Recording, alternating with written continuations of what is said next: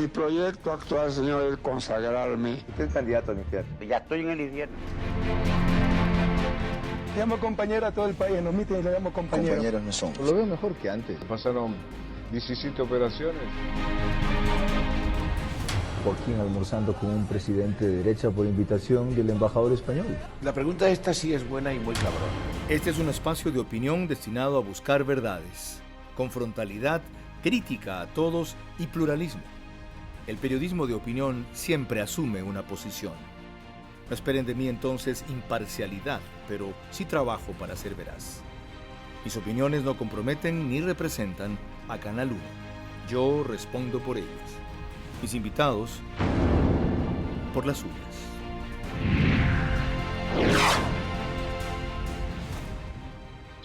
Bienvenidos televidentes de Canal 1 en señal abierta y por todas las cableras del país, a través de internet, por Facebook Live de @noticiero 1 y también por Radio Sonorama, la gran señal nacional 103.7 FM.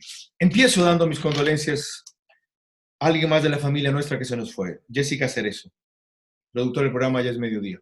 Con ella me encontraba y su sonrisa al salir de mi estudio porque continuaba enseguida el trabajo en el de ella. Con un extraordinario fotógrafo, Elio Armas, partió su padre también, Roberto Román, periodista deportivo. El papá del doctor Washington Alemán, que tanto nos ha ayudado al público, a miles, a todos ustedes que han perdido deudos, mi solidaridad. Y con todos ustedes el compromiso de seguir adelante, no rendirnos sino resignarse. Por eso se llama así este programa, sin rendirse y sin resignarse. Es lo positivo esta semana, que en medio de todo este tráfago hubo una actitud digna de la justicia, a la cual nos referiremos al final. Y que la cuestión no se ha agravado, pero sigue mal. Las cifras oficiales son un asco. Ni siquiera tienen el pudor de decir limitadas a lo que pueden las pruebas medir, porque por protocolos internacionales no pueden decir que son muertos de COVID los que no tuvieron pruebas. Son un bofetón, sobre todo en Guayaquil. Creo que la última decía el sábado 315 muertos. Bueno, solo en un día acá hubo 390 menos 70 que mueren normalmente, 320, el 70% de esos son atribuibles a COVID, 224, multipliquen por 15 días. No le sigan viendo la cara a la gente, no se burlen de la gente, no la provoquen. Lo positivo, en cambio, que el gobierno ya tiene una propuesta, ¿ya? Que esa propuesta la ha estado elaborando y tenemos que debatirla y pulirla. Que algunos de sus aspectos sociales son muy significativos. No desalojar por retraso en el pago de arriendos, ampliar la cobertura de salud del IES por 90 días a desempleados, ampliar la cobertura del seguro de desempleo, pagar parte de la pensión educativa a gente de bajo ingreso y financiar otorgamiento de crédito a empresas. Lo negativo, que carga a todos por igual. ¿Se acuerda que cuando hubo el terremoto en Manabí y Esmeraldas, ahí es donde se aplicó una nueva carga? Bueno, en Guayaquil estamos en guerra, había una cosa peor que el terremoto. 73%, 75% de los casos son aquí. ¿Van a tratar así a esta ciudad también? Esto es zona de guerra. Tiene que haber excepciones y estímulos especiales para Guayaquil, especialmente para Guayaquil. ¿Cuál es lo que podemos discutir? Lo demás, que quienes ganamos sueldos de encima de $500 aportemos X cantidad. Si alguien gana 1,000, creo que puede contribuir con 500. Si alguien gana 500, $2 mensuales. Y si alguien gana 50,000, $4,400 mensuales. Señor presidente, los sueldos de 50,000 no existen, no se registran así, pues no figuran así. Los ingresos de 50,000 sí existen. Pero lo grave de toda esta cuestión es que se sigue poniendo la carga en las espaldas de quienes ya hemos, me incluyo en mi pequeñísima dimensión, contribuido a esta crisis con plata, recursos, tiempos propios, antes de que el Estado nos lo exigiera. Hay empresas que han dado ya más de lo que ustedes le quieren sacar ahora. Hay personas particulares que han aportado más de lo que ustedes están pidiendo, sin necesidad de ninguna ley. Son solidarios solos. Y a eso dale encima. ¿Y el gobierno en qué se va a sacrificar? ¿Qué va a reducir? ¿Qué va a mejorar? ¿Cómo va a alocar sus gastos? Acuérdense que te podían haber sacado hace 2 años 38,000 burócratas que tenían contratos por $2,400. No, da pena. Ya preferimos mantenerlos con 1,300, 2,300. Esa gente ya ganó durante tanto tiempo suficiente. Acuérdense que Miguel García ha aceptado que se reduzca 8% el salario de los trabajadores públicos que quieren discutir la medida. Acuérdense que ustedes quedaron en reducir 20% del salario de esa burocracia. Hay que buscar una vía constitucional porque los derechos de los trabajadores son irrenunciables. ¿Qué fue de eso? ¿Cuál es el sacrificio de ustedes? Y además, les van a descontar a los médicos que se están muriendo, a las enfermeras, a los militares, a los policías. No jodan. Ese paquete hay que pulirlo y hay que completarlo. Lo bueno es que hay una propuesta para discutir y tiene que haber alternativas. No solamente decir esto no funciona, esto es una mierda. ¿Ya? Sino cómo salir de esta mierda en que nos han metido. Entonces, comencemos ese debate. Lo pésimo es que ustedes han puesto al ministro de Finanzas que balbucea a vender muy mal las ideas de esto el día viernes de noche, con tanta descortesía que estaba encima de él la directora del SRI y el ministro de la Producción y otro más, y él creyó que era todo para él. ¿Saben qué? No pongan a un tartamudo que se cree carismático a aplicar un plan que tiene algunas cosas rescatables. Ya basta de que nos vea la cara de idiotas este individuo y nos trate como idiotas. Ahora, para empezar, miren, Gabriela López insiste desde Nueva York en estos términos respecto a la gente que está votada allá y no ayudan a venir al Ecuador. Un mes aquí en la ciudad de Nueva York, en Estados Unidos. Así como yo, hay más de 800 ecuatorianos que estamos varados en la ciudad de Nueva York y más de 2.000 ecuatorianos en Estados Unidos. Así como el consulado de Miami está organizando vuelos humanitarios emergentes para algunos ecuatorianos, nosotros también necesitamos que por favor organicen vuelos desde la ciudad de Nueva York, ya que no podemos movilizarnos hacia la Florida. Si ustedes no pueden organizar vuelos para nosotros, que no estamos pidiendo que nos regalen nada, simplemente que organicen vuelos. Si no lo pueden hacer, necesitamos que por lo menos ustedes nos aperturen el aeropuerto unos días y para que nuestros vuelos puedan llegar y poder estar en nuestro país. Somos ecuatorianos y tenemos derechos y deben ser respetados. Nos sentimos abandonados y varados en otro país que no es el nuestro. Muchas familias ya no tienen los medios económicos. Tras lo de Gabriela López, Danilo Béjar Portilla, en cambio, se comunica con nosotros para decirnos, no nos dejan importar medicamentos. Los de ARCSA, los de la aduana, por Dios, no todos queremos tener mascarillas de N95. Escuchen a Danilo Béjar. Alguien tiene que decir las cosas, desgraciadamente. Es referente al tema de los insumos hospitalarios que están represados en la aduana, porque la tramitología, parece que estos caballeros no se dan cuenta que estamos en momentos de emergencia y hay que resolver lo más pronto posible porque esta pandemia va a complicar aún más debido a la falta de insumos, de mascarillas, etcétera. Entonces hay problemas. Todo el mundo sabe que solo la N95 la pueden usar los hospitales y las clínicas y son de prohibida la venta, solo la suministra el gobierno.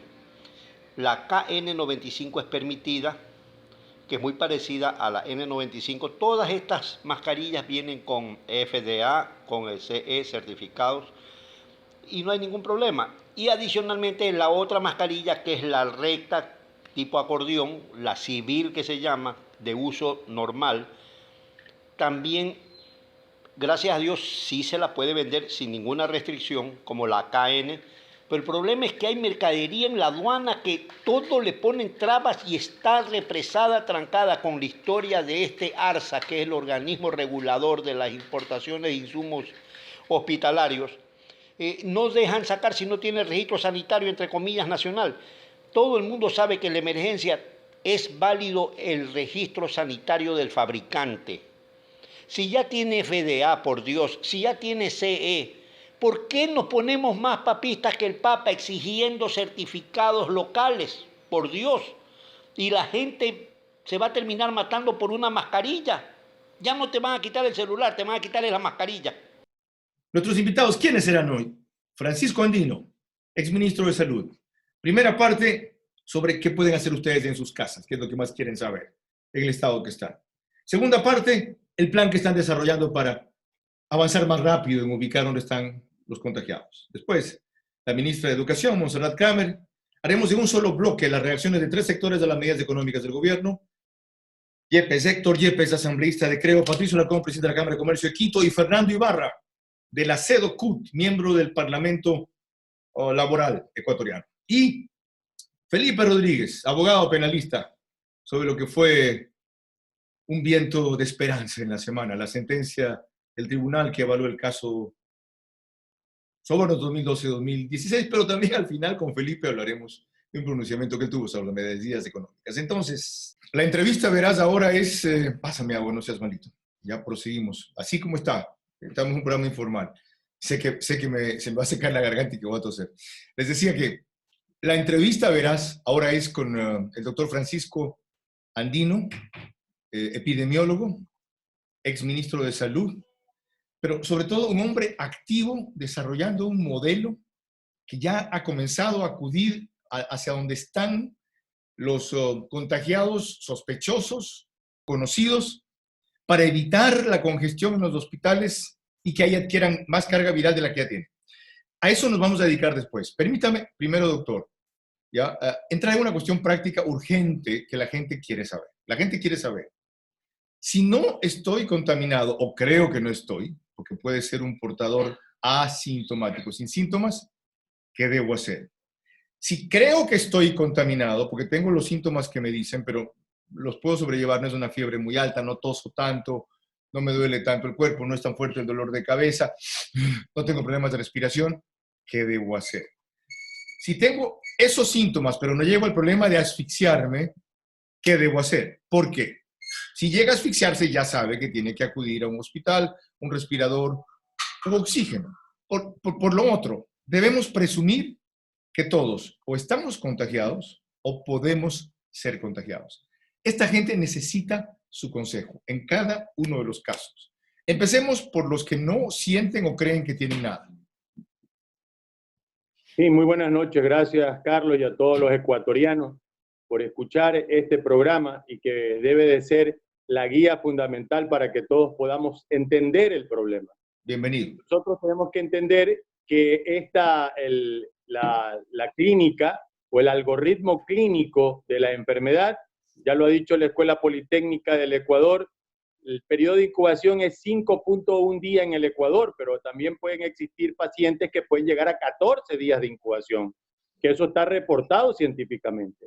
Una vez que ya se incubó el virus en nuestro cuerpo, pueden existir varios elementos. Un elemento que sea asintomático completamente y no te va a pasar nada, pero para ello tiene que estar tu cuerpo bien preparado, con alimentación adecuada, con sistemas del glutatión hepático y obviamente inmunoglobulinas que te puedan soportar sobre este agente infeccioso. A ver, hábleme en cristiano, por Dios, un ratito. No, hábleme en cristiano.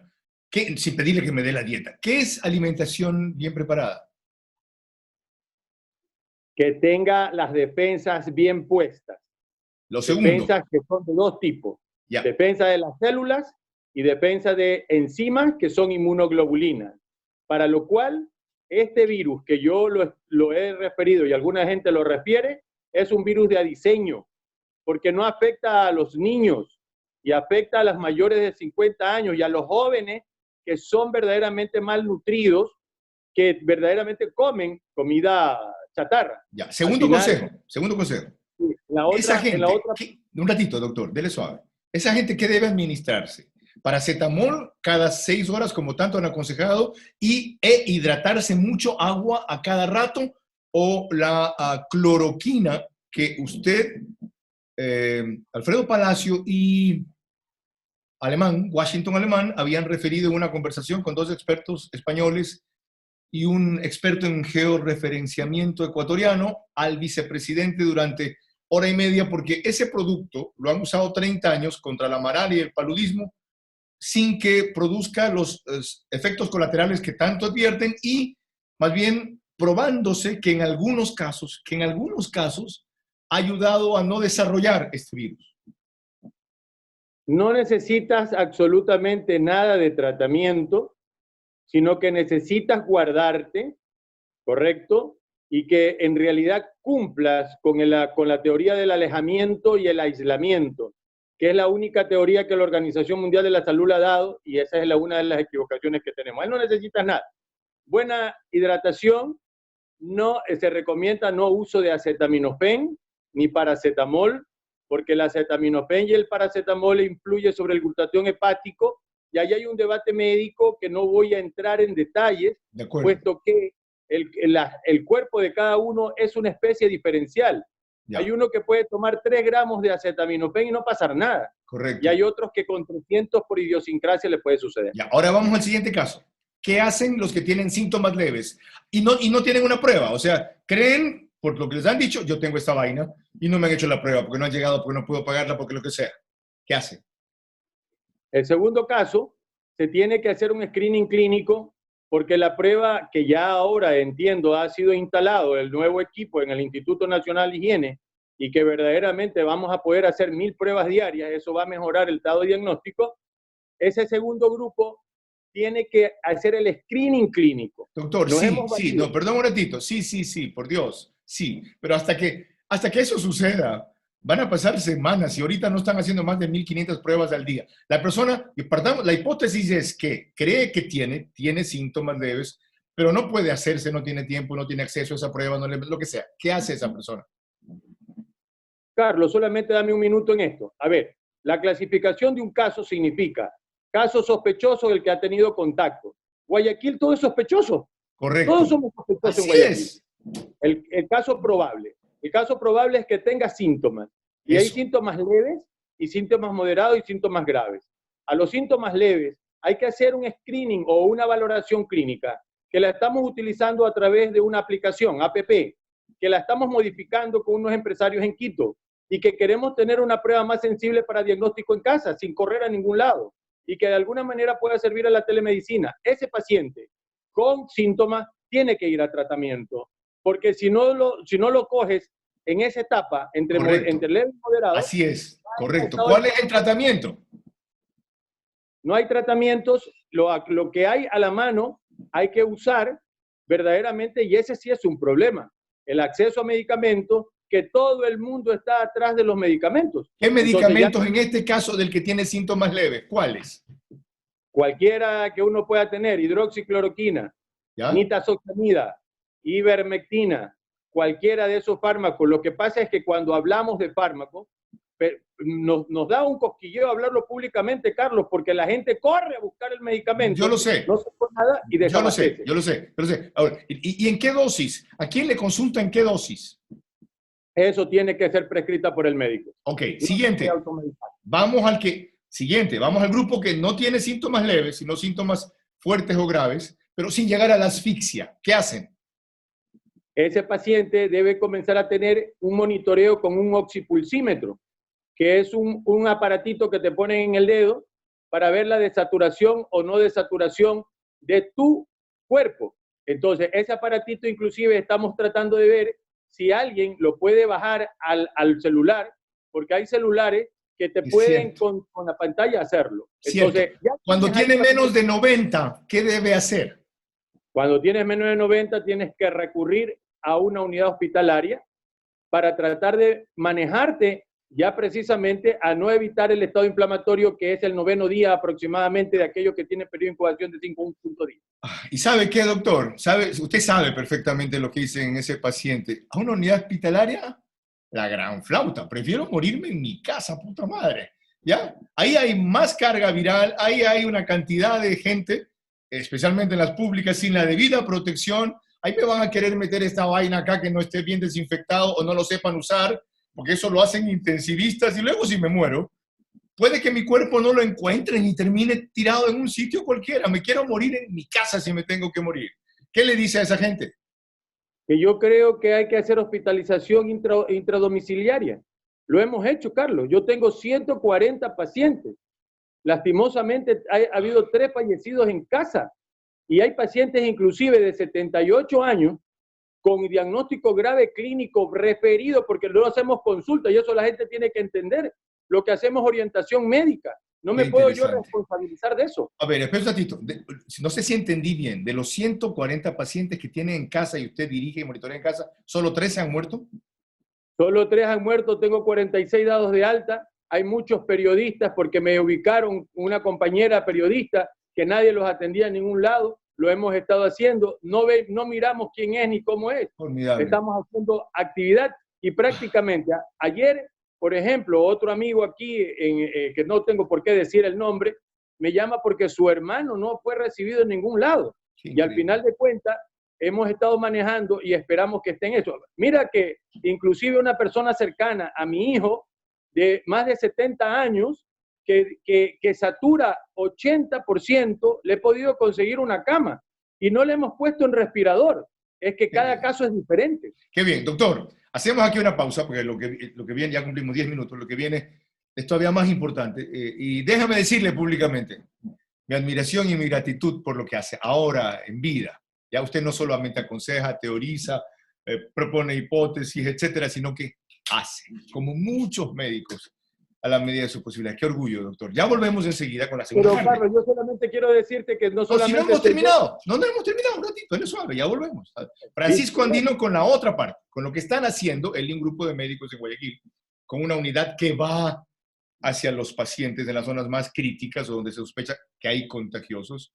Y necesitan estas unidades ser multiplicadas y fortalecidas. Con eso volvemos enseguida. Entonces verás, está con nosotros el exministro de Salud, Francisco Andino, epidemiólogo.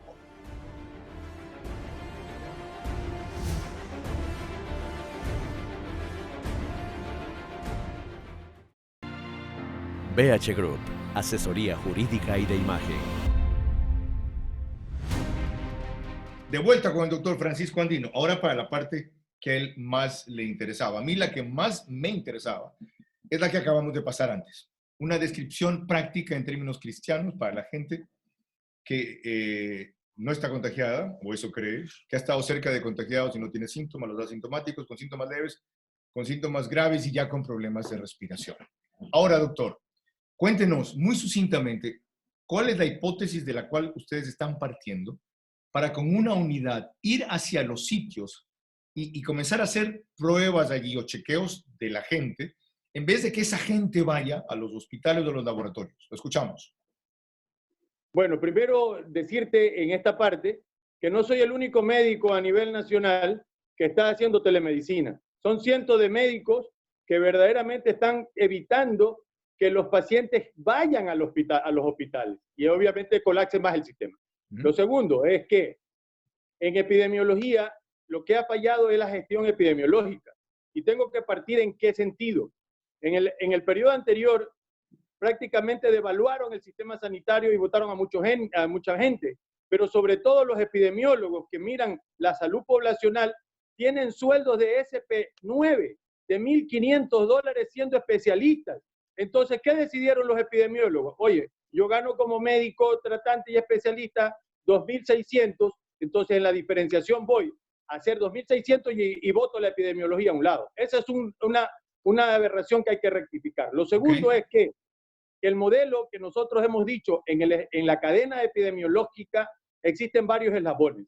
Hay el eslabón del agente etiológico, hay el eslabón de las vías de contagio, hay el eslabón del huésped susceptible y hay el eslabón sobre la gente que tiene la puerta de salida.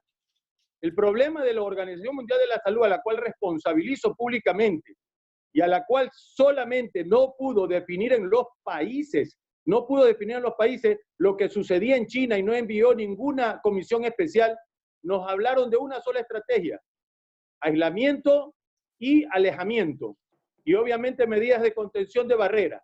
Esas medidas han fracasado en todos los países, y lo que ha hecho China y lo que ha hecho muchos de los países es atacar al agente etiológico, con lo cual hay que fumigar con Ahora, ¿qué están proponiendo ustedes?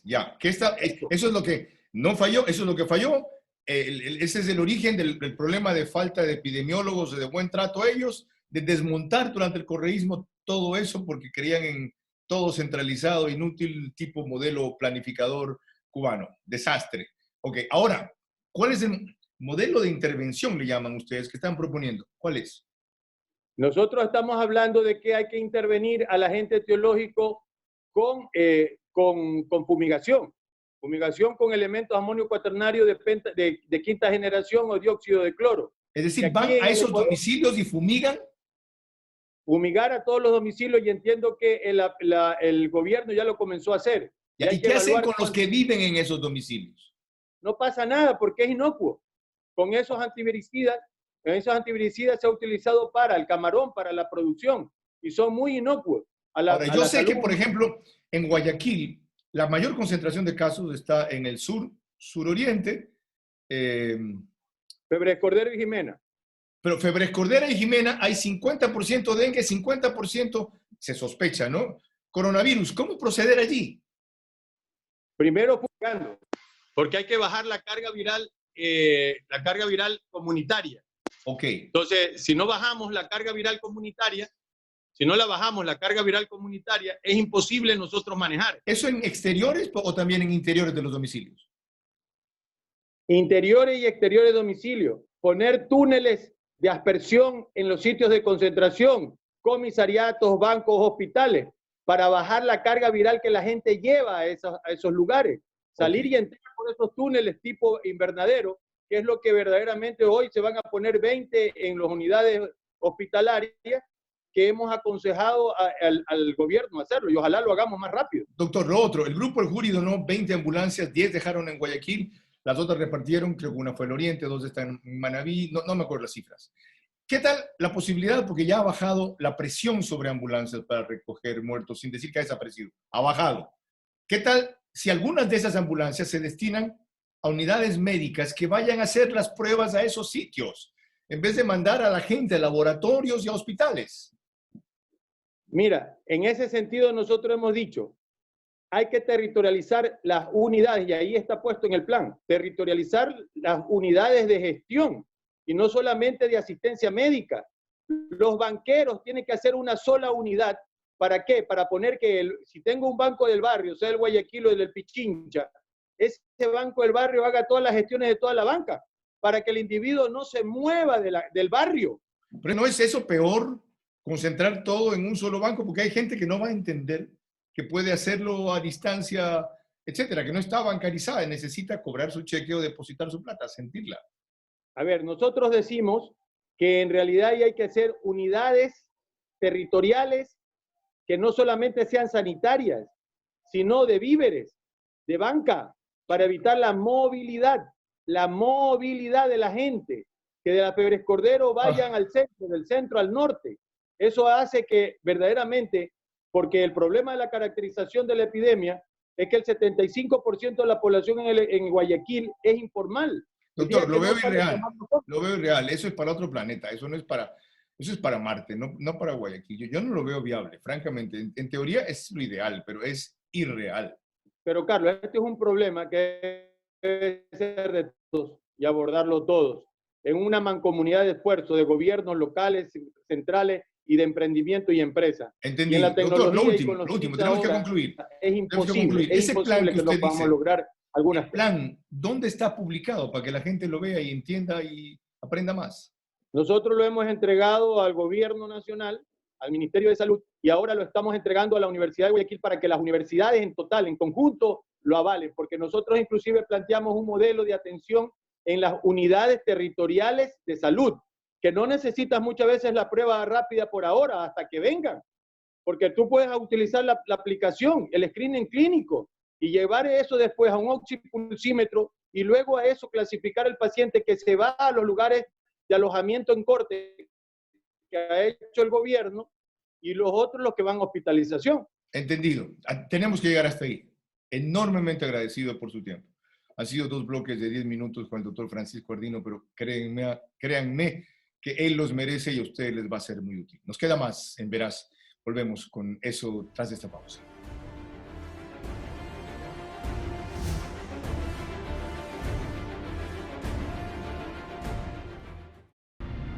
Veraz es retransmitido simultáneamente por Sonorama FM, la gran señal nacional. Señora Ministra de Educación, Montserrat Kramer, bienvenida a Veraz. Gracias por el tema y el tiempo que nos dedica para una cuestión fundamental. Como usted imaginará, es preocupación de los padres de familia en la costa, el inicio del ciclo escolar en la Sierra Oriente, el reinicio, la fecha fijada es el 4.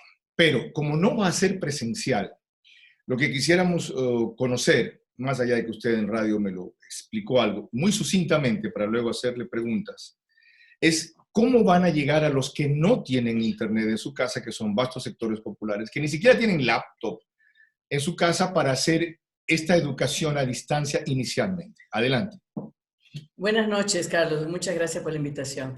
Sí, empezamos el 4 de mayo. Reinicio del cronograma escolar Sierra e inicio del año lectivo Costa. En la Sierra, durante todo este tiempo, que ya vamos a entrar al mes, hemos estado funcionando con la modalidad Quédate en casa a través de la plataforma educativa del Ministerio y las franjas de radio, televisión, programas educativos de televisión, y estamos avanzando en teleeducación. También estamos imprimiendo guías docentes. De la misma forma, ya los estudiantes están conectados, comunicados y no solo ya aislados, y los docentes ya entraron a sumergirse en el mundo de la tecnología. El inicio de año Costa, del ciclo escolar Costa, será exactamente con la misma modalidad. Nadie sale de su casa, pero estamos ya en esa dimensión. Es decir, que ¿cuáles son las franjas para hacer esto también informativo? Por ejemplo, ustedes están usando la televisión, 93% de los hogares en el país tienen televisión, están usando la radio, en FM especialmente la penetración o AM es grande, pero ¿qué horarios hay o dónde tienen que entrar? ¿A qué página para enterarse de eso?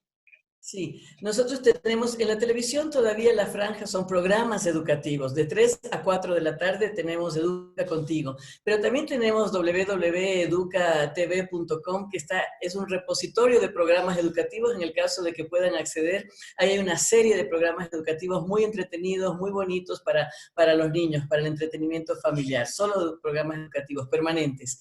Aparte de eso, las franjas de radio son 3 franjas al día, en diferentes horarios, pero son, por ejemplo, de las 7 de la mañana a las 10 de la mañana, ciertos niveles. Ahorita no lo tengo, pero lo voy a buscar mientras estamos en la entrevista. 3 franjas que van informando cuáles son las lecturas y las actividades sugeridas.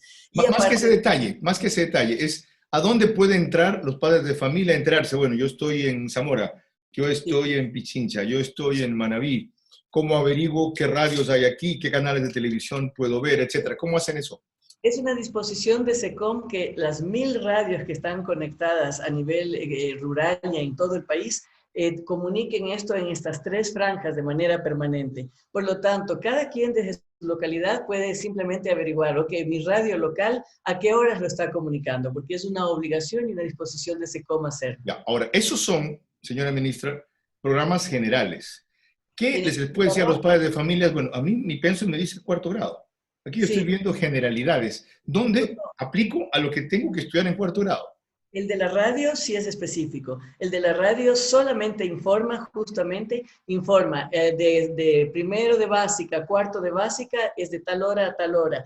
Por favor, acudan a la unidad tal en el texto y les sugerimos que hagan tales actividades, apoyen a las familias en esto y en esto a sus estudiantes. En la siguiente franja, el siguiente horario es de 4º de básica a 10º de básica y les van dando instrucciones. Ese es muy específico el de la radio. La televisión sí es programa educativo. Okay. Y ahora estábamos trabajando, como decíamos, con la teleeducación, pero estamos en eso, todavía no está totalmente al aire. Vamos a ir ahorita a la educación privada, pero antes una cosa más de la educación pública. Allí sí, porque ustedes la controlan y disponen, mandan, ordenan, han trascendido una cantidad de beneficios, plazos, incrementos, profesores, instalaciones, en fin, ya costos, uniformes, lo mínimo. Pero el COE dispuso en esta semana una cosa que los va a complicar si no lo organizan bien. La disposición exacta, no la tengo a la mano, pero más o menos dice que deben ser los docentes quienes entreguen a los representantes en esos colegios o escuelas públicas estos kits de alimentación, lo que significa que los docentes tendrán que ir a las escuelas, los padres de familia o los representantes también, y pueden generarse problemas o de congestión o de desorden. ¿Qué aconseja o qué medidas ha tomado para manejar eso? En el sentido de que aquí necesitamos realmente el apoyo de todos, porque si es que logramos, esto será un excelente sistema de registro, planificación para entrega a todos nuestros beneficiarios de la alimentación. En este momento es la alimentación escolar. Más adelante podemos seguir sumando toda la alimentación que requiere nuestra comunidad. ¿Y cómo lo vamos a hacer? Lo vamos a hacer, por supuesto, con la suma de esfuerzos, no solamente nuestros docentes. A nuestros docentes yo sé que es un gran pedido y lo he reconocido y agradecido 1000 veces la dedicación que han tenido. Ellos irían cada 15 días un docente, cada 15 días a una jornada de 6 de la mañana a 1 de la tarde. Y por supuesto vamos a contar con una programación muy precisa para que no haya por nada del mundo aglomeraciones. Las personas acudan, será en campo abierto, 2 metros de distancia, tienen que ir con mascarilla, 1 por familia, solamente 1 por familia, no en estado de vulnerabilidad, y respetando todas las normas sanitarias. Okay. Esto es para el bien de Ahora, todos. vamos a la educación privada. ¿Por qué usted dijo hace un par de semanas, sugerimos que tal cosa? ¿Por qué dijo sugerimos cuando en otras cosas ustedes se han permitido mandar? Por ejemplo, en las normas que tenían que cumplir para el H1N1, supervisaban, iban, veían si era necesario suspender las clases, etcétera, etcétera. Ahora que estamos en una cosa peor, ¿por qué usted sugerimos nomás? Y le menciono un caso positivo, en cambio. Creo que mucha gente conoce el colegio donde están mis hijas, es costoso, no caro. Y ese colegio ha tenido la sensibilidad de decirle a los padres de familia, miren, gratis la matrícula, si con su tarjeta de crédito hacen a 10 meses pagos y a la vez sin intereses. 10% de descuento en las pensiones. En fin, es un sector colegio de clase media para arriba, por supuesto. Otros colegios han dado beneficios equivalentes o facilidades similares, pero otros, y curiosamente, son los más pequeños de la educación privada, ¡zas! ¿Qué se puede hacer con eso? Sí, eso lo manifestó el presidente de la República ayer justo en cadena nacional, en el sentido que urge llegar a acuerdos. ¿Y por qué digo llegar a acuerdos? Primero, no es competencia del Ministerio de Educación emitir una resolución que diga se bajan las pensiones. Esos son regulaciones que superan y rebasan al Ministerio de Educación. Pero por otro lado, ¿por qué? Porque ya hubo diálogos con el sector educativo, ha habido diálogos con las familias y ha habido diálogos con el Ministerio de Finanzas. Y en definitiva es tan heterogéneo el sector educativo particular, desde $3 la pensión hasta más de $1000 la pensión, y cada colegio, cada institución educativa se pertenece a una comunidad radicalmente diferente. En estos momentos es una responsabilidad tanto de la institución educativa como de las familias organizarse, identificar sus problemas, sus necesidades, intereses y hacer propuestas mutuas, sentarse a dialogar, identificar problemas. Todo el mundo dice que la ministra solucione, que la ministra haga. Por favor, cada uno aprendamos a identificar problemas y a solucionarlo a través del diálogo. Es obligación de parte y parte. Como bien ha puesto el ejemplo, hay colegios que han tomado con mucha sensibilidad planes de contingencia, familias que han hecho planes de contingencia, cantidad de medidas, han bajado el 20% de las pensiones por su propia cuenta, al mismo tiempo explicando a las familias cómo eso va a repercutir también en toda la cadena del servicio.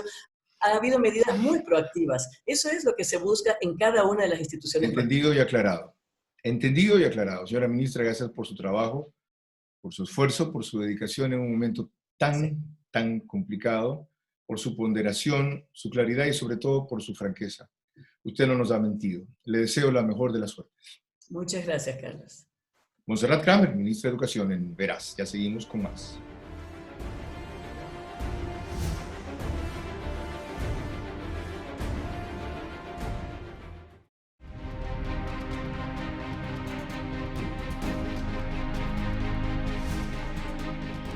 Comenzamos este bloque de Veraz con el asambleísta Héctor Yepes de Creo, en donde tendremos después a un dirigente sindical, Fernando Ibarra, y para cerrarlo a un empresario, Patricio Alarcón, con precisiones muy puntuales y muy rápidas de lo que hace pocas horas acabamos de hacer, que son las propuestas del gobierno, para resistir primero, reactivarse después y recuperarse luego.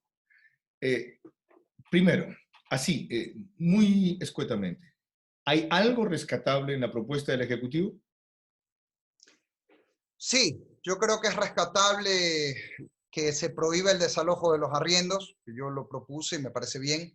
Rescatable también aumentar la entrega del bono, no solo a las familias que afiliadas al IES no tienen relación de dependencia, 400.000 que ahorita se anunció que lo reciben, sino llegar a 2 millones me parece una meta que ojalá se pueda alcanzar. Creo yo que esas son las dos principales. Vamos al otro.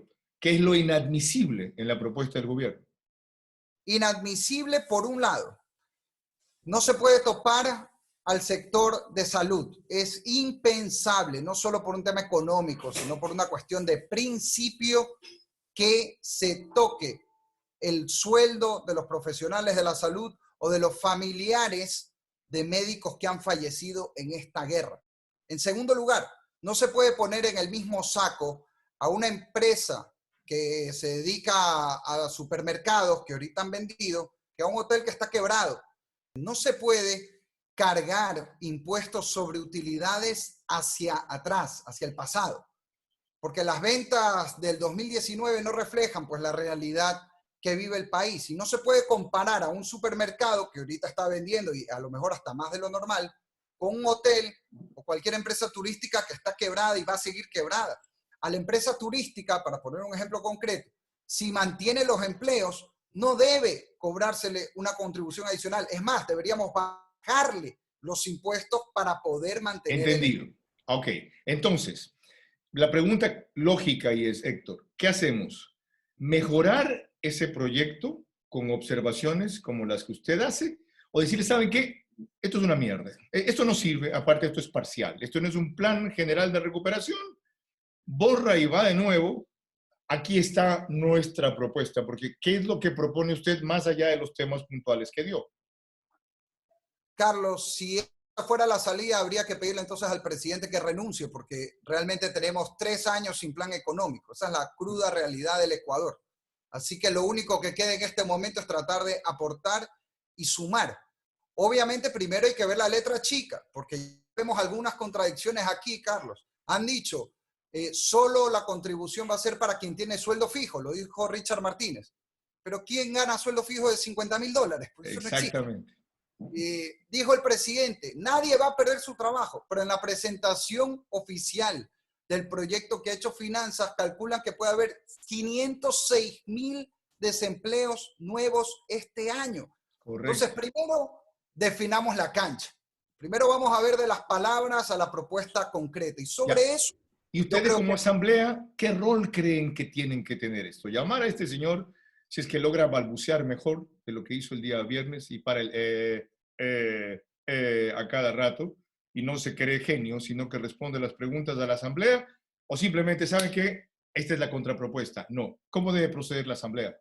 Yo creo que primero hay que recibir el texto concreto, que ahorita lo que hay son anuncios, Carlos, y a veces, por poner un ejemplo, la última ley económica dijeron es una reforma a las finanzas públicas, pero le metían de agache una metida de mano a los fondos de la seguridad social. Entonces vamos a ver primero la letra chica y sobre eso ver, yo creo que en principio lo lógico debería ser mejorar lo que venga desde el Ejecutivo, pero... Lo último, a ustedes también se les pide sacrificio. La última vez que hablaron de esta cuestión, lo máximo que se llegó a proponer por parte de Maya Montaño, 2 días de sueldo, por Dios. Hay otros que han pedido que se rebajen a 50% el sueldo. ¿Cuál es el sacrificio que va a hacer la Asamblea?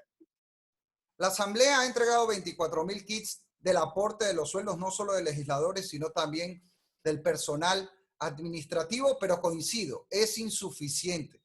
Yo creo que de la Asamblea debería salir una bonificación especial para las familias de los médicos, sobre todo de los médicos fallecidos, y que salga con cargo a los sueldos de los asambleístas. Y creo que deberíamos ir a una gran reforma constitucional para reducir también asambleístas. Concretamente, Carlos, eliminar los asambleístas nacionales, que son 15 y que nunca habían existido en el Ecuador. Gracias, Héctor. Formidables 5 minutos, concretos y con contenido. Si coincidimos o no es otro tema. Le agradezco mucho. Héctor Yepes, asambleísta de Creo. Gracias, Carlos. Bienvenido, ingeniero Patricio Alarcón, presidente de la Cámara de Comercio de Quito. Usted está al tanto de las medidas que propuso el presidente el viernes de tarde y noche. Ojalá no se haya aburrido viendo el bodrio de Richard Martínez en el canal del Estado. Empecemos sabiendo si hay algo rescatable o bueno en este paquete. Carlos, buenas noches. De lo único rescatable que en este momento se me ocurre es que mencionaron en algún momento que existiría la posibilidad de la deducción de las donaciones que se hicieron desde el 17 de marzo. Eso es bueno porque mucha gente ha hecho aportes, entonces les permite que esto se deduzca del pago del impuesto, de ciertos impuestos en el futuro. Entonces, eso puede ser algo positivo. Y eso sí debemos promover porque necesitamos ser solidarios. El que más tiene en este momento lo adecuado es que trate de ayudar. De paso, mucha de esa gente, empresa y personas, dimos, lo digo en mi pequeñita dimensión, dimos más de lo que esas medidas pretenden que aportemos. Segundo, ¿qué es lo más peligroso o lo peor de ellas, Patricio Alarcón? Mira, yo no sé si dimos más de lo que pretenden recaudar con esas medidas, porque de lo que escuché ayer al ministro Martínez, pretenden recaudar más de $1.000 millones con las medidas que plantean. Entonces, ¿qué es lo más peligroso de esas medidas, Carlos? Mira, vamos primero con el impuesto a las utilidades. A una empresa en este momento que generó utilidades del año pasado, que no tiene la caja disponible porque está en inventarios, porque está en cuentas por cobrar, porque tiene que cumplir con los roles en los meses donde no ha tenido una actividad, que no tiene ingresos, que tiene que cumplir con las obligaciones del Instituto Ecuatoriano de Seguridad Social, no se le puede pedir que aporte con un 5% más de sus utilidades. El principio es que en la mayoría de casos, como está paralizado el 70% del aparato productivo, esas empresas no disponen de la liquidez. Entonces, ¿qué van a hacer? Eso es lo más peligroso. Endeudarse. Sigamos en el mismo orden, eso es lo más peligroso. Tercera cosa, ¿qué hacer entonces con...? No, un ratito, no es solo una cosa de cada una. No me haga una conferencia usted también, no se me ponga como Martínez, por Dios. Esto es una entrevista, no es una declaración. Tercero, sí, porque yo sé que hay muchas más cosas que decir en este proyecto. Tercero, ¿qué hacemos con esta vaina? ¿La enmendamos, la rectificamos? Es decir, ¿saben qué? Tiren esta cuestión abajo, borra y va de nuevo. Aquí va nuestra propuesta. Mire, por principio, si es que no van a ayudar en este momento, cosa que no están haciendo, el IES no se ha pronunciado y el servicio de rentas solo apoya a ciertos sectores. Si no van a ayudar, que traten de no complicar más aún el panorama empresarial. ¿Y qué hacemos? Mire, tenemos que juntos tratar de sacar adelante el país, porque no es posible que planteen estas reformas, pero no trabajen la focalización de subsidios. No existe un panorama claro de la renegociación de la deuda. No existe la posibilidad en este momento de hacer una reforma tributaria que impulse la recaudación, que la simplifique, que amplíe la base para personas naturales, para personas jurídicas. No existe en este momento la propuesta de generar un fast track para delegar la administración privada de los activos del Estado. No han hablado de cerrar las empresas públicas que pierden dinero o simplemente entregarlas al sector privado por el valor de sus pasivos. No han hablado de innovar o ser disruptivos. Zonas francas, señores, para evitar la quiebra. Pasemos esas leyes por la Asamblea. De acuerdo. Una cosa ahí, a propósito, una cosa ahí, nada más como una dirección casi. ¿Cree usted que se necesita una ley de quiebras? Definitivamente, más allá de una ley de quiebras. Mire, le voy a decir una cosa.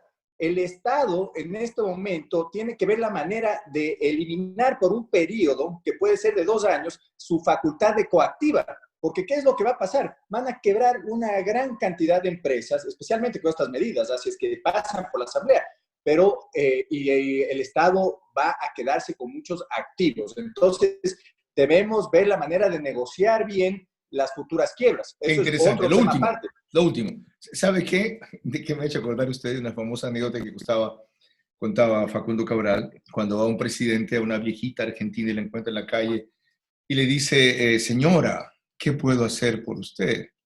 Y la ancianita le dice, con que no me joda es suficiente. Eso lo he dicho. En otras palabras, en palabras empresariales. Para cerrar, ¿cómo logramos esos acuerdos que cada vez se ven más distantes? ¿Cómo los logramos? Mire, en este momento yo no comprendo por qué el gobierno no ha creado una mesa de trabajo. Inclusive hubiese podido corresponsabilizar por las medidas que iba a tomar al resto de la sociedad civil. Entonces, mire, los acuerdos se hacen cuando usted abre los libros, dice, señores, esto es lo que pretendo hacer. trabajemos juntos, pero envían proyectos de ley que los plantean entre un par de economistas, el ministro de Finanzas, y muchas veces no entienden la realidad de la iliquidez en el sector productivo. Mire, ya viene el mes de marzo, hay que pagar sueldos, hay que pagar aportes. En el mes de mayo hay que pagar sueldos, hay que pagar los aportes, hay que tratar de poder salir con los proveedores, hay que pagar utilidades a los trabajadores, las empresas que los generaron. Entendido. Entonces, ¿cómo es posible que traten de seguir sacando liquidez al ciudadano y al empresario cuando no existe ese nivel de liquidez en el país? Muchas gracias. Ingeniero, muchas gracias, sobre todo por lo último. Usted les acaba de dar una clase cortita de cómo hacer un acuerdo, abriendo el abanico, no encerrándose entre 4 genios y diciendo aquí está, porque somos 4 genios. He sentado bien en la crisis Patricio Alarcón, corto y sustancioso, muy amable, presidente de la Cámara de Comercio de Quito. Ahora, ¿cuál es la propuesta del sector de los trabajadores, de quienes representan a este gremio, respecto a lo que ha esbozado el Ejecutivo? Para eso nos acompaña el abogado Fernando Ibarra, quien es presidente de la CEDO Club y ahora miembro del Parlamento Laboral Ecuatoriano, que antes presidió la presidencia y es rotativa. Fernando, bienvenido. En el mismo orden que las conversaciones anteriores, ¿hay algo rescatable, hay algo bueno en la propuesta de medidas económicas del Ejecutivo? Muchas gracias, Carlos, por la oportunidad. Primero, permítame darle mis condolencias a todos los ecuatorianos que hemos perdido un familiar con esta pandemia. En segundo lugar, sí, efectivamente, hay un proyecto planteado por el Ejecutivo que lo que busca es otra vez meterle la mano a la gente que menos tiene, a la clase media, con los esfuerzos cargados exclusivamente en su mayoría hacia ese sector. Hemos revisado el proyecto. Imagínense ustedes, se pagaron 300 y pico de millones de dólares en la deuda externa, pero parte de esa plata la van a recuperar a través de la clase media y media baja, cuando tranquilamente pudieron haberse evitado esas circunstancias. ¿A su juicio no hay nada bueno en el proyecto? No, no tiene absolutamente nada bueno. De hecho, es un proyecto tan general que ni siquiera apunta a clarificar algunas cosas. No es verdad que todas las empresas están en crisis, Carlos, porque por eso mismo hay utilidades.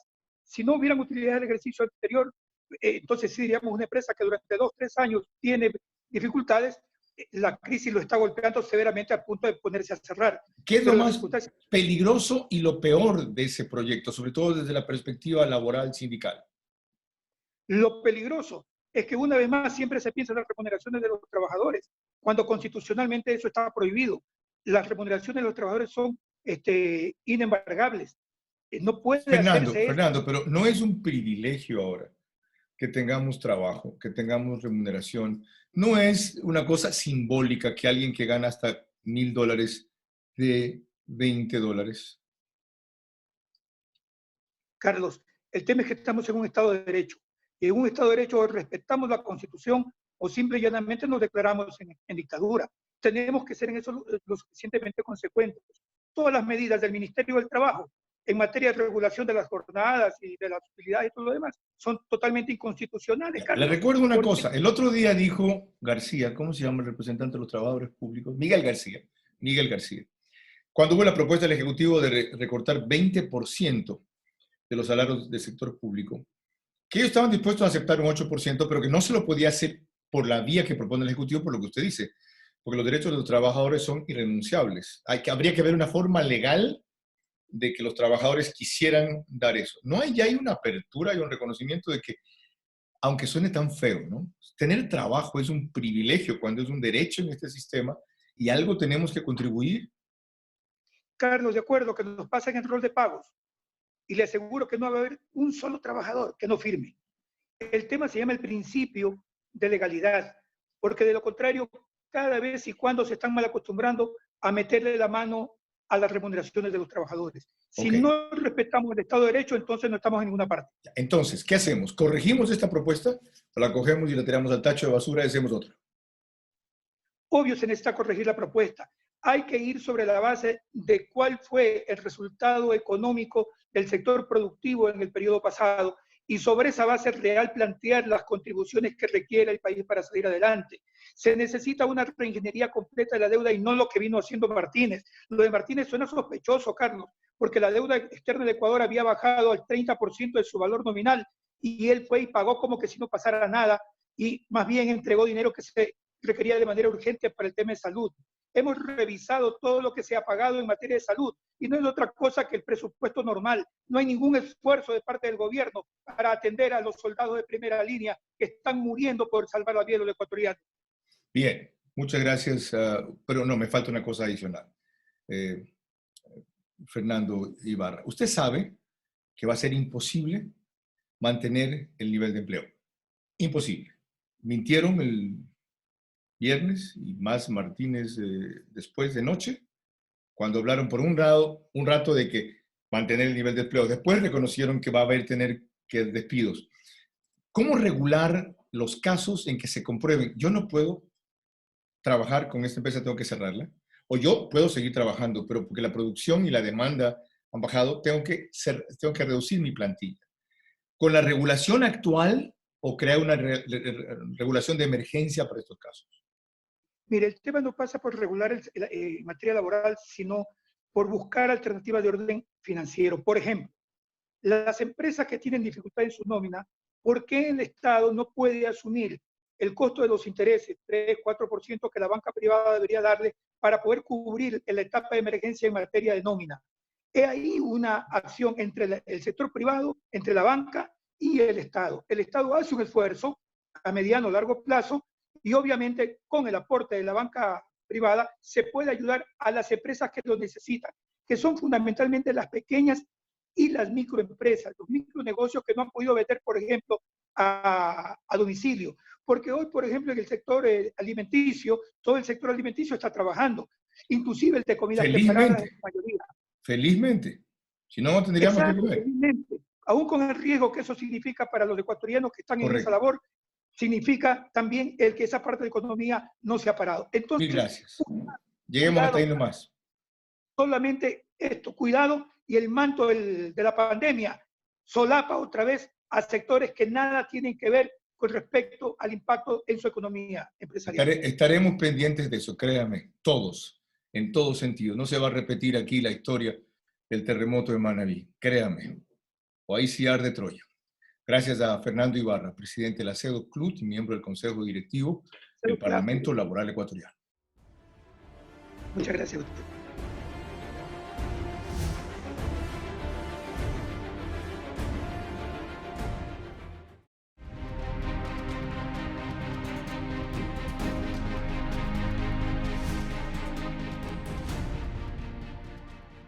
Ahora cerramos esta edición especial de Verás con lo que fue la mejor noticia de la semana.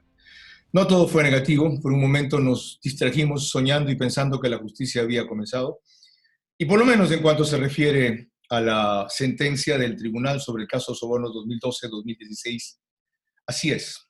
Felipe Rodríguez, que se definía como escéptico, por no decirlo menos, frente a este tema, lo notificó el otro día en Así Amaneció y quiero tratar de la bienvenida penalista Felipe Rodríguez Moreno. Preguntarle por qué ve reivindicador positivo el fallo de estos jueces. Claro, muchas gracias, Carlos, por esta invitación.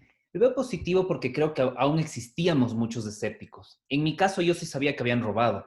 Lo que no creía es que iban a lograr demostrarlo. Creía que íbamos a llegar a través de delitos contra los derechos humanos. Pero también tenemos dentro de esta gran masa también electoral un grupo que cree que Rafael Correa y su banda eran corruptos, otros creen que son los héroes y otros estaban escépticos y decían hasta que no se lo demuestre, para nosotros no ha robado. Y creo que esa gran zona gris o masa gris que teníamos que convencerles, van ahora sí a estar convencidos. Había que no dejar dudas y por eso la redacción de esa sentencia va a ser importante para que la ciudadanía diga, muy bien, ahora sí, con sentencia en mano, con el análisis de las pruebas, podemos concluir que durante 10 años nos saquearon. ¿Por qué insiste usted en esta diferencia o transición que habrá, explíquenos esto mejor, entre la lectura de la sentencia y la redacción en detalle de la sentencia final, que debe tardar 15 días, 3 semanas más o menos? La lectura de la sentencia no es más que un resumen donde nos dicen a través de qué pruebas llegaron a determinada conclusión. Es decir, nos dan un nexo causal entre lo que sucedió y quién es el responsable que esto haya sucedido. Pero la sentencia escrita es la que importa. Importa primero porque es la que se apela, luego porque es la completa. Podría tener 100, 200, 300 páginas. Por ejemplo, la sentencia contra Jorge Glass en el caso de Odebrecht tuvo cerca de 450 páginas solo de sentencia. Evidentemente, al leer la sentencia no pueden decir todo lo que contiene. La sentencia por escrito tendrá términos en latín que tendrán que ser explicados, esquemas de corrupción que tendrán que ser explicados, a lo que los abogados le llamamos motivación. Y la motivación es importante porque tiene que estar redactada en un lenguaje claro. Ya no es como en la Edad Media que solo las élites tenían el poder del conocimiento. Hoy se le dice a toda la ciudadanía, este texto en un vocabulario comprensible y lógico es de acceso para todos. Entendido. ¿Qué es la figura de cohecho agravado? Que es el delito principal, aunque no único que encuentran. ¿Qué es un cohecho agravado? Empecemos porque es un cohecho. Siempre la gente dice, este es un corrupto o el delito de corrupción. El delito de corrupción con ese nombre no existe. Así es. La mejor forma de decir corrupción se llama cohecho. Esto es cuando una persona recibe coimas, pero también tienes un proceso de yo exijo coimas, me entregan coimas. Es decir, lo que nosotros conocemos como corrupción. Y tienes un cohecho agravado cuando además, y esto va evidentemente a agravar la pena, tú cometes este cohecho para cometer otros delitos, no únicamente ya para beneficiarte económicamente, sino, por ejemplo, para traficar influencias, para darte contratos, luego te doy contratos con sobreprecio, aunque Correa diga que es sobrecosto. Es decir, no es un cohecho que muere ahí, es un cohecho para. Okay. Abre la puerta a otras cosas. Lo otro, la figura por la que condenan a Glass y Correa es autor mediato. ¿Qué es un autor mediato? Hay dos formas principales de autoría en el mundo. Pensemos, yo siempre voy a poner el ejemplo del sicariato. El que dispara es el autor directo o inmediato, mientras el que paga u ordena es del autor mediato, para comprensión de la ciudadanía. El que ejecuta el delito es del hombre herramienta, es del brazo. La persona que está atrás es del hombre mente, el que dispone. Autor mediato no es lo que antes se llamaba, cuando yo estudiaba Derecho Penal, con Ernesto Albán Gómez, con Jaime Flor Vázquez y con alguno más. Ricardo Andrade. Ricardo ¿No es lo que antes se llamaba autor intelectual? Autor intelectual es lo mismo que autor mediato y autor directo o material es el inmediato. Sí, exactamente lo mismo. Ya, ahora, ¿por qué también 8 años para los empresarios? ¿Por qué? Si algunos demostraron, o por lo menos de lo que yo seguí, que en verdad pagaron a los proveedores de servicios, pero no en todos los casos fue para tener contratos ni para que les pagaran facturas. Hubo alguno que dijo, sí, yo pagué $80,000 por una plataforma, al no sé cuánto, al tuerto, al seco, al flaco, no sé cuánto Guerrero se llamaba, este tipo de pueblo nuevo que manchó toda su vida con este tipo de intermediación. Sabía que la plataforma valía 20,000, pero era la forma de ayudar a esta gente. ¿Dónde está el delito allí? Empecemos por algo. Voy a poner un ejemplo bastante burdo, pero nos va a servir. Me voy a retrotraer a los años 90, cuando existía el delito de adulterio. Cuando una persona, él era adúltera a su cónyuge, no necesariamente el amante estaba casado. Esto va a sonar un poco loco, pero resulta ser que el único que podría cometer adulterio es el que tiene una relación conyugal. El otro no. Ese otro se llamaba correo, porque evidentemente no puedo serle infiel a mi esposa sin un amante. Lo mismo va a suceder en este tipo de delitos. Es imposible que exista un cohecho. Ojo, veamos los verbos. Aceptar o recibir dádivas. ¿Cómo yo acepto si es que no me ofrecen? ¿Cómo no recibo si es que no me entregan? Aquí, es decir, es imposible que exista el funcionario público que recibe la coima sin el privado, o también puede ser un funcionario público, pero sin la otra parte. Esto jurídicamente se llama el intraneus y el extraneus. El intraneus es el que puede cometer el delito y el extraneus es el que no puede faltar para ayudarle al de adentro que comete el delito. ¿Por qué responden los empresarios? Los empresarios van a responder, aunque exista un cruce de facturas, aunque no se haya comprobado que les dieron determinado contrato, por varias razones. Empecemos por algo. Cualquier aporte a una campaña política, o no una campaña política, a un movimiento o partido político tiene que estar debidamente declarado por un tema de transparencia. Estos valores, uno, no fueron declarados. Número dos, ¿por qué los empresarios daban el dinero muchas veces? Para sobrevivir. Porque no necesariamente me tenían que dar un contrato, pero si es que no entregaban el dinero, a partir de ese momento, se iban a convertir básicamente en parias del sistema a los que nadie les iba a dar un contrato. Si uno verifica, los que están metidos en este caso son justamente los que se beneficiaron de contratos inmediatamente o años después. Era su carta de supervivencia dentro del Estado. Algunos también que estaban quedaron fuera. Recuerdo, y no es dedicatoria, Sevilla y Martínez, por ejemplo, entre esos. Pero hasta allí esa parte. No quiero concluir el programa sin leer su provocativa reacción a las medidas económicas tomadas el viernes de noche, y luego pedirle que me diga qué diablos se refiere. Dice, nuevas medidas económicas for dummies en español. Para dummies es para bobos, ¿ok? El dummy es una figura que se pone como si representara a una persona, pero es un muñeco. Quienes integran el sector productivo, generador de riqueza, plazas de empleo, desarrollo económico, pagador de impuestos en beneficio de quienes casi no pagan impuestos, a partir de hoy se convierten en fundaciones. Pues eso. Empiezo entonces con, pues eso.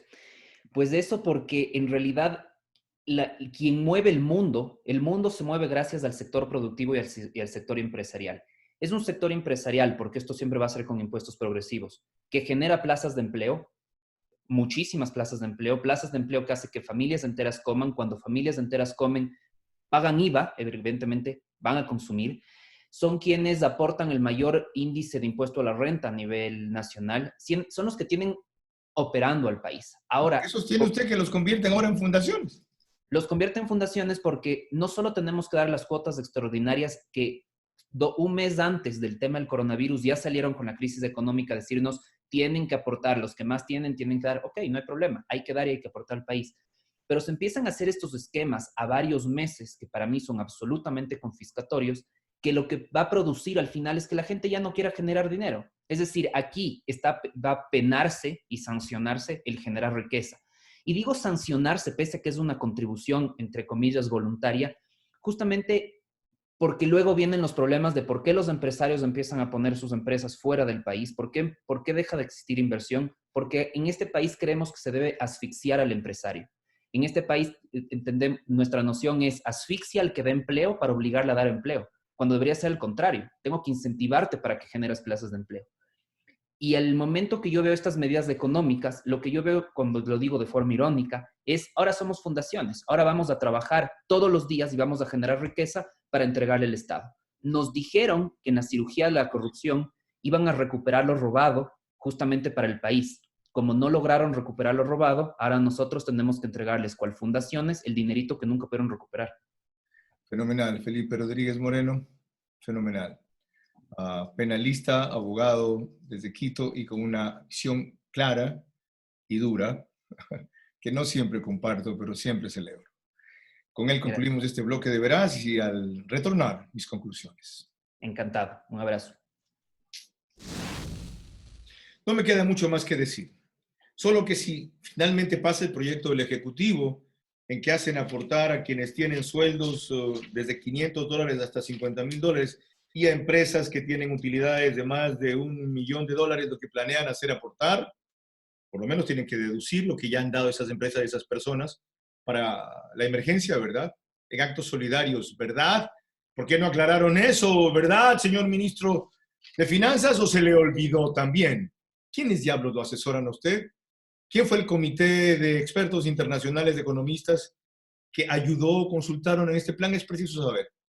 Va a entender que esto no es una idiotez en la cual divagan la misma línea económica que no ha sabido sacarnos adelante 3 años más y en la cual se siguen insistiendo. Ok. Los invitados han dicho lo principal, yo tengo muy poco que añadir. Solo invitarlos a no perder la fe, el optimismo, confiar en Dios, a mandar buena energía, alentar a los que quedamos, ayudar en todo lo que se pueda, sin rendirse y sin resignarse, seguir luchando, a que los ejemplos buenos son extraordinarios, de repente son más. Pero hay que fijarse en lo que no funciona bien y tenemos que corregir. Y agradecimiento a toda la gente que sale a la calle para que nosotros nos quedemos en la casa. Fuerzas Armadas, policías, médicos, choferes, gente que limpia la basura, saca la basura, produce en el campo. En fin, a la normalidad nunca vamos a volver, olvídense de eso. A otra normalidad vamos a volver. Nuestra vida ya ha cambiado para siempre. Ojalá no olvidemos las lecciones tan pronto esto pase. No estamos a tiempo todavía de reducir la cuarentena. La OMS admitió el peligro de que se levanten muy rápido las restricciones. Aguantemos un poco más. Creo que el gobierno no dé palos, que dé estímulos. Por Dios, ya lo está haciendo con los del bono, ha aumentado a 2 millones, lo que antes era solo 400,000, 600,000 más del millón, 25,000. Ok, van a ser cerca de 2 millones con alivio. Ya. Pero a los desempleados, ¿qué? ¿ya? A los que tienen que irse, ¿ya? Una ley de quiebras o un régimen especial para que las empresas puedan liquidarlo. Hay empresas que tienen que cerrar, hay otras que tienen que reducir personal, otras que necesitan oxígeno para seguir. Recuerden las medidas que han anunciado para eso y hagan que se cumplen. Algunos bancos las hacen mejor, otros ni siquiera la mitad. ¿Ya? Y en empresas del Estado ni siquiera les quiero contar. No perdamos la esperanza, no perdamos el buen talante, mandemos energía positiva, eso llega, eso sirve, ayudemos, recemos también a quienes creen en el Señor, en Dios y en una fuerza superior en esta Semana Santa. Resurgiremos, resurgiremos, resurgiremos como Él. Hasta la próxima emisión.